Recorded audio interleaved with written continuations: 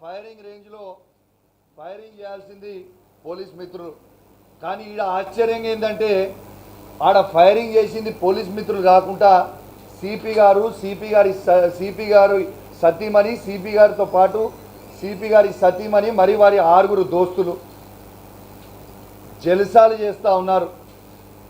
ఇవాళ సిపి గారు ఆ ఫైరింగ్ రేంజ్లో వారి ఫ్రెండ్స్తోని, వారి సతీమణితో పాటు వారి 5 ఫ్రెండ్స్ వాళ్ళ సతీమణితో కలిసి 6 వీళ్ళు ఏం చేస్తారు?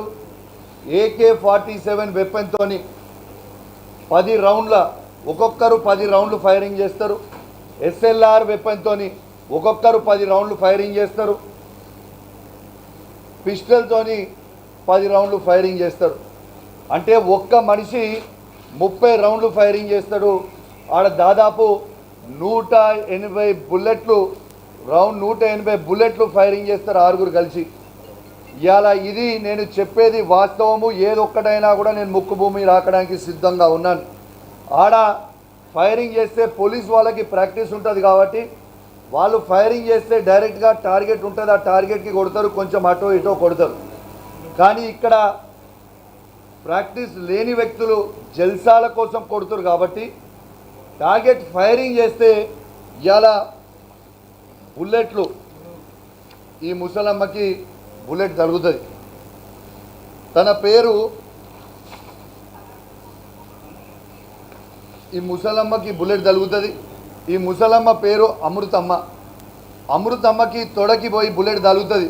ఆ బుల్లెట్ తగిలిన తర్వాత ఆమె రాయి తగిలింది అనుకుంటుంది. కానీ తగిలింది బుల్లెట్ అనేది ఆమెకి కొంచెం సేపు తర్వాత తెలిసింది. దీంతో పాటు అన్నయ్య కొంచెం తీసుకోవాలి అంటే దీంతో పాటు ఇగోండి మీరు చూడొచ్చు ఇక్కడ ఈ తగిలిన బుల్లెట్. ఈ బుల్లెట్ ఏమవుతుంది? ఆడ పోయి తగిలిన తర్వాత గోడకు తగిలింది. ఆ గోడకు తగిలిన తర్వాత స్ప్లిట్ అవుతుంది కదా బుల్లెట్స్, స్ప్లిట్ అయిపోయి ఆ బుల్లెట్ పోయి ఆ అమ్మకి తగిలింది. ఇది మీ అందరు కూడా చూడొచ్చు. ఇది నేను చెప్పింది కాదు, మీ డైరెక్ట్గా ఇది కాంగ్రెస్ పార్టీకి సంబంధించిన మంత్రి వివేక్ గారి పేపర్లోనే దీని గురించి మొత్తం కూడా రాసిండ్రు. సెప్టెంబర్ 23, 2025 నాడు ఇది మొత్తం రాసిండ్రు. ఈ ఇన్సిడెంట్ అయింది సెప్టెంబర్ 22, 2025 రోజు. ఇది చూడొచ్చు మీరు. బుల్లెట్ల వర్షాలు, బోనాలపల్లిలో బుల్లెట్ల గాయం, మీరు డైరెక్ట్గా చూడొచ్చు ఇవన్నీ అని మీ అందరు కూడా విజ్ఞప్తి చేస్తూ ఉన్నాను. ఇలా ఇవ్వండి ఇదే పేపర్ కటింగ్, ఇది కూడా చూడొచ్చు. ఇలా నేను ఒక్కటే అడుగుతూ ఉన్నాను, అసలు ప్రైవేటు వ్యక్తులు గవర్నమెంట్ వెపన్స్ ఎట్లా వాడతారు, గవర్నమెంట్ వెపన్స్తోని ఎట్లా ఫైరింగ్ చేస్తారు అని చెప్పి నేను అడుగుతూ ఉన్నాను. సిపి గారి సతీమణి ఫైరింగ్ ఎట్లా చేయడానికి ఎవరు పర్మిషన్ ఇచ్చిండ్రు? వాళ్ళ 5 దోస్తులు ఫైరింగ్ చేయడానికి ఎవరు పర్మిషన్ ఇచ్చిండ్రు? మరి ఇవన్నీ కూడా జవాబు చెప్పాల్సిన అవసరం ఉన్నది. మరి ముఖ్యమంత్రి రేవంత్ రెడ్డి గారు, మీరే ముఖ్యమంత్రి, మీరే హోమ్ మినిస్టర్, మరి ఏమి జరుగుతుందో మీ డిపార్ట్మెంట్లో మీకు ఏమి జరుగుతుందో మీకు తెలియదా అని నేను అడుగుతూ ఉన్నాను. ఇవాళ ఎందుకు యాక్షన్ తీసుకుంటలేరు? ఇవన్నీ మీకు తెలిసే జరుగుతున్నాయా లేకుంటే మీకు తెలియకుండా జరుగుతూ ఉన్నాయా? ఇవాళ ఖచ్చితంగా సిపి గారిని రిమూవల్ ఫ్రమ్ సర్వీస్ చేయాలి. నిందగాక మొన్న వాళ్ళ సిఐడి వాళ్ళు నా మీద కేసు పెట్టిరు. సిఐడి డిపార్ట్మెంట్ కరీంనగర్ జిల్లాలో అడుగుతూ ఉన్నారు. ఏమని అడుగుతున్నారు? బీఆర్ఎస్ ఎమ్మెల్యేల మీద ఎన్ని కేసులు ఉన్నాయి తీరి మాకు రిపోర్ట్ ఇవ్వండి అని సిఐడి వాళ్ళు అడుగుతూ ఉన్నారట.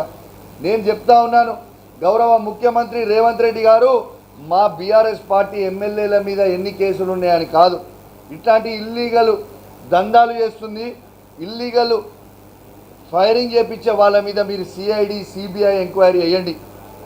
వేసి అసలు ఎందుకు జరిగింది, ఇది దేని మీద జరిగింది అని చెప్పి అడగండి.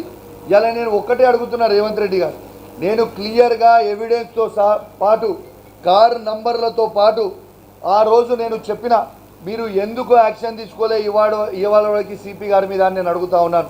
మరి సిపి గారిని కాపాడేది ఎవరు? రేవంత్ రెడ్డి గారా? అంటే మీరు మొత్తం కూడా ఏం చెప్తున్నారు?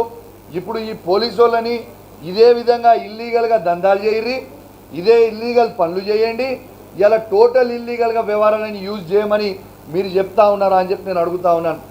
ఏమి సమాజానికి ఏమి సమాచారం ఇస్తూ ఉన్నారు, ఏం పడుతూ ఉన్నారు? ఒకరు ఈ విధంగా బుల్లెట్లు అనేటివి ప్రైవేట్ వ్యక్తులు ఫైరింగ్ చేయొచ్చా? అది కూడా మామూలు వెపన్ కాదు. AK-47 వెపన్ అంటే చాలా పవర్ఫుల్ వెపన్. SLR వెపన్ అంటే చాలా పవర్ఫుల్ వెపన్. ఇలా నిజంగా ఆ ముసలమ్మ ప్రాణాలు పోయి ఉంటే దానికి బాధ్యులు ఎవరయ్యేటోళ్ళు అని నేను అడుగుతా ఉన్నాను. ఇలా ఎవరయ్యేటోళ్ళు? అమృతమ్మ ఇలా ప్రాణాలు పోయి ఉంటే దీనికి బాధ్యతలు ఎవరయ్యేటోళ్ళు? పాపం ఆ బోనాలపల్లి గ్రామంలో ఇప్పుడు మీడియా ద్వారానే వాళ్ళు కూడా చూస్తుండొచ్చు. వాళ్ళకు కూడా ప్రైవేట్ వ్యక్తులు ఫైరింగ్ చేసిరని తెలియదు. ఆ రోజు దాన్ని కప్పిపుచ్చడానికి ఆ రోజు ఏం చేసిర్రు? ఇది పోలీస్ వాళ్ళు ఫైరింగ్ చేసిండ్రు, పోలీస్ వాళ్ళు ఫైరింగ్ చేసిర్రు కాబట్టి అది మిస్ఫైర్ అయి తగిలిందమ్మా అని. ఇవాళ దాకా బోలాన్పల్లి గ్రామంలో అది ప్రైవేట్ వ్యక్తులు ఫైరింగ్ చేసిరని కొంతమందికి తెలుసు. పోలీస్ వాళ్ళు మొత్తము ఇవాళ ఏం చేసిర్రు? పోలీస్ వాళ్ళు ఇవాళ కేవలం పోలీస్ ఫైరింగ్ చేసిందని ఆ బోనాలపల్లి గ్రామంలో ఇవాళ ఇలా తప్పుడు సమాచారం ఇచ్చి వాళ్ళని భయపెట్టించి వాళ్ళని బెదిరించి ఇన్ని రోజులు కప్పిపుచ్చిండ్రు.